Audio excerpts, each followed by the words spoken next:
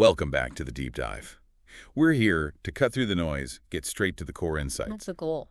And today, we're plunging into a story that just broke, really capturing headlines and sparking conversations, certainly across Texas, but beyond too.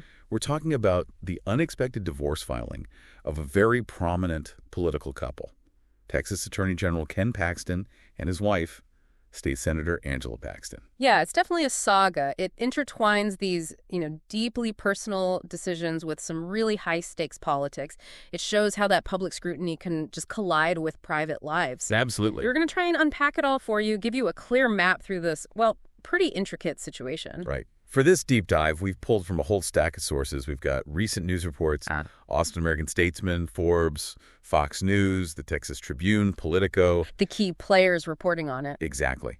And we've looked at relevant Wikipedia entries, even some Reddit discussions, just to get a feel for that immediate public commentary. So, our mission: to navigate this complex web way, the personal decisions, the public scrutiny, the high-stakes politics. We want you to gain a clear understanding of the key events, maybe the surprising resilience shown here, and, importantly, why it all matters for how we see political figures today. Precisely. We'll be, distilling those core insights, helping connect the dots between events that might seem kind of separate on the surface. Okay, so let's get straight into it. The news broke just yesterday, July 10th, 2025. State Senator Angela Paxton filed for divorce from Attorney General Ken Paxton after 38 years of marriage. 38 years. That's a lifetime for many people. It really is. And seeing it end so publicly with such specific declarations, it just underscores the pressures these figures face, doesn't it? It really does. And what's particularly striking here, I think, is Angela Paxton's public statement, the one she shared on X, formerly Twitter. She explicitly cited biblical grounds and, quote, recent discoveries as her reasons. She emphasized, and this is her quote, that she believes marriage is a sacred covenant and had earnestly pursued reconciliation. Strong words. Very strong. But she felt it no longer honors God or is loving to myself, my children, or Ken to remain in the marriage. That kind of phrasing signals, a profound personal and moral conviction. It's not your standard irreconcilable differences. No, definitely not. And the divorce petition itself, filed there in Collin County, it offered a very specific ground, didn't it? It cuts right to the core of those recent discoveries. It did. It explicitly listed that the respondent has committed adultery, full stop. And it also noted the couple hadn't lived together as spouses since June 2024. Right. That's a significant detail, too. Over a year ago. So it indicates a physical separation that predates the actual filing. This wasn't a snap decision. Clearly something has been brewing for a while. Well, and this raises an important question, doesn't it? Especially when you compare Angela's, detailed, values-driven statement with Ken Paxton's own public response. What did he say? He framed the split more as a mutual decision to start a new chapter. He talked about how they both faced the pressures of countless political attacks and public scrutiny. So focusing on external pressures. Exactly. The divergent public narratives are quite striking. One emphasizes moral failings, personal revelations, while the other points to external political forces. It's almost like they're trying to shape the narrative for two very different audiences. It's easy to sometimes dismiss a divorce as purely personal, but you can see how this one just instantly ignited a political fuse. Oh, absolutely. You might be wondering, why does a divorce, even with these grounds, become so politically charged? Well, this divorce, and especially those specific grounds cited, adultery, it connects directly back to the really dramatic impeachment trial Ken Paxton faced back in 2023. Okay. This isn't just some new scandal popping up. It echoes very public allegations from that time. So how directly does this new filing connect back? I remember the impeachment trial was incredibly complex, but yeah, I do recall some highly personal allegations were part of it. Absolutely. Ken Paxton was impeached by the Texas House back in May 2023. It was a sweeping set of 20 articles. 20 articles? Yeah, including very significant allegations of constitutional bribery, basically misusing his office for personal gain, specifically tied to his relationship with a political donor, Nate Paul. Nate Paul, right. I remember that name. And crucially, Articles 9 and 10 of the impeachment directly referenced an alleged extramarital affair. Okay, so it was right there in the official charge. Explicitly. The article cited Paul's employment of mistress, and Paul's providing renovations to Paxton home.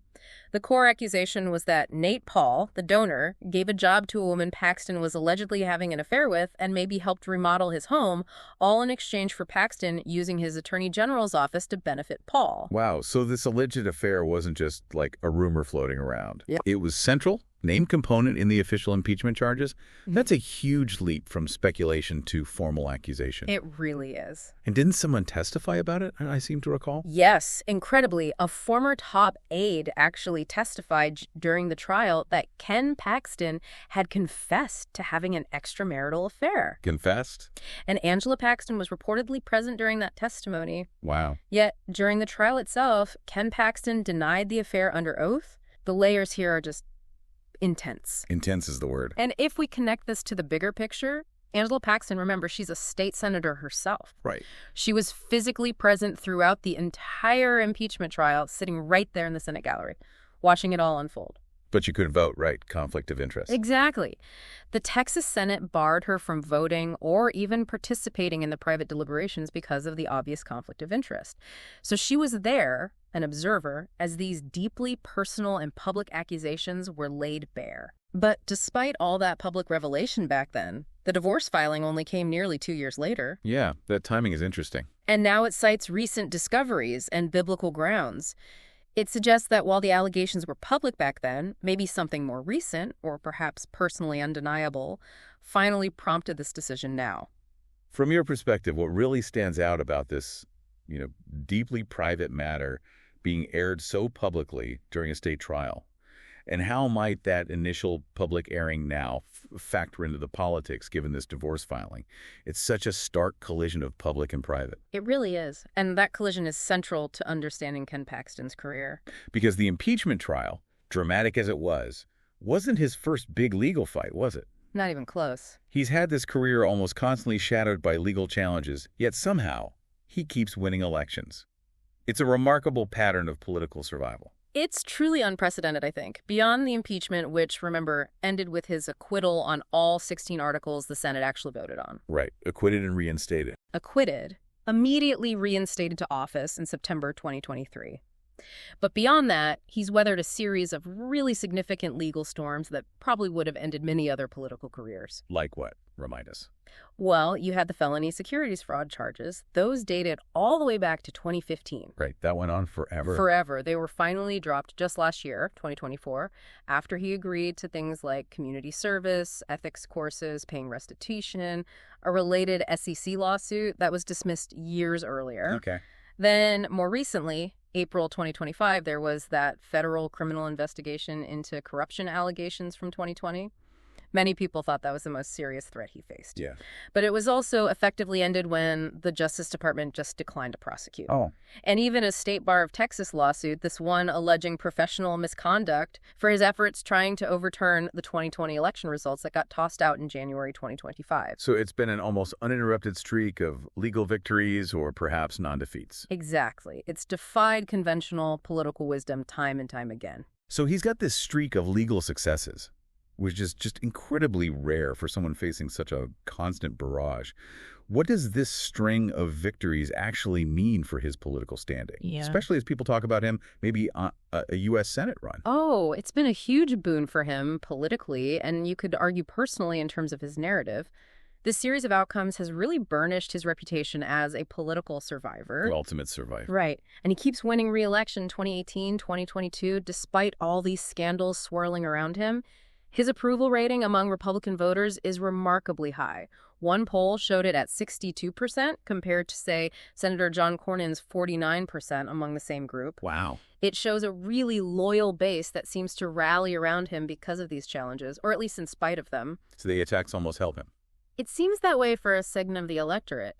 This phenomenon highlights maybe a shift where loyalty to a fighter narrative, distrust of establishment institutions, outweighs traditional concerns about conduct or legal issues. And this durability, it's often attributed to his really strong alignment with former President Donald Trump. The Trump playbook. He successfully draws those parallels, paints himself as a fighter, against what he frames as politically motivated attacks. And that narrative clearly resonates very strongly with a significant chunk of the Republican base who see him as an anti-establishment figure being unfairly targeted. It's almost like each legal challenge just strengthened his political story as that fighter, isn't it? It's a remarkable reversal of conventional political wisdom, yeah. How does a political figure maintain that kind of resilience, that popularity, despite years of intense legal scrutiny and very public accusations? It really makes you wonder about the changing nature of public trust today. It certainly does. Now, while Ken Paxton's legal saga often grabs the headlines, we shouldn't forget Angela Paxton. She has a significant political career of her own. It's important to recognize her distinct trajectory here. Absolutely does. Angela Paxton has served as a Republican state senator for District 8 since 2019. And that's the same district Ken Paxton held previously, right? The very same district. And she's won her own elections decisively, including re-election in 2022.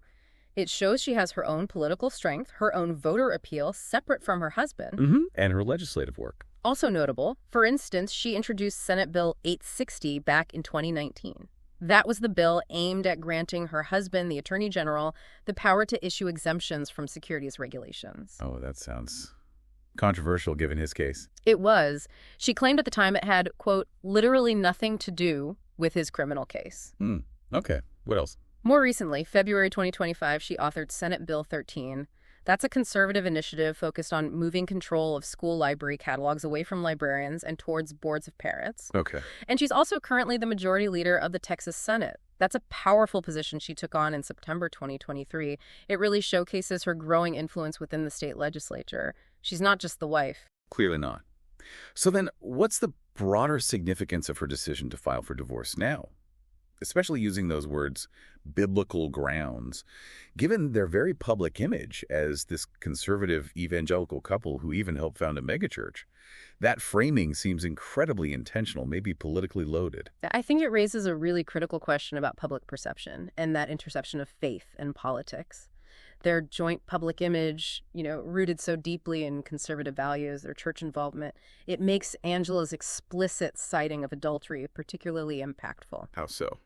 Well, for a segment of voters, perhaps especially within the evangelical base, this personal admission of infidelity, coming directly from his wife, citing biblical reasons, it could resonate very differently than the more abstract legal battles he's won. A different kind of accusation. Exactly. And we're already seeing ripples. The National Republican Senatorial Committee, the NRSC, which notably supports Ken Paxton's potential primary opponent, John Cornyn. They've already publicly condemned Ken Paxton over this. They put out a statement saying, what Ken Paxton has put his family through is truly repulsive and disgusting. Wow. Strong words from within the party structure. Very strong. It suggests that even within his own party, this divorce, framed this way, could hit differently with voters than past legal fights. It might erode a segment of his base that places a high value on moral conduct. So, given their intertwined careers, their public personas, how might this personal separation actually impact both of their individual political paths moving forward?